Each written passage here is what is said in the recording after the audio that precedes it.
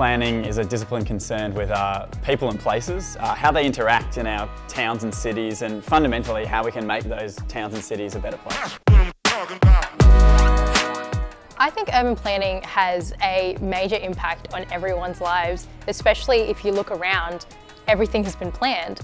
The schools and parks that we visit and the roads that we travel on have all been planned, which makes urban planning part of our day-to-day lives without us even realising it. So the day-to-day of an urban planner can look like a wide variety of tasks, including community consultation, preparing development applications, assessing development applications, fundamentally also working across disciplines, working with architects, working with landscape architects, working with politicians, working with economists. It's a really, really broad gamut of things that you get exposed to.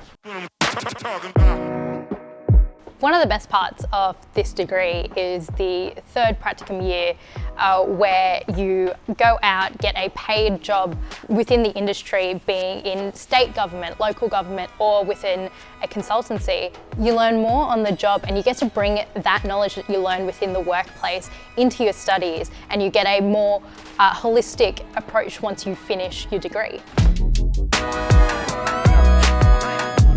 I chose UNSW mainly because I grew up out west and wanted to have a more city-focused understanding of how planning worked. Our western suburbs are going to soon be developed into cities, understanding what would be the best way for that to occur, and getting all the knowledge here and understanding examples around the Sydney CBD. Social justice and planning, they go hand in hand, and especially increasingly as we head into an era defined by a crisis of housing affordability, of flooding, of fires, of all these natural disasters. We are the people tasked with kind of solving those problems on a city and region-wide scale, and dealing with all those moving parts. It's a really interesting, emerging and important field.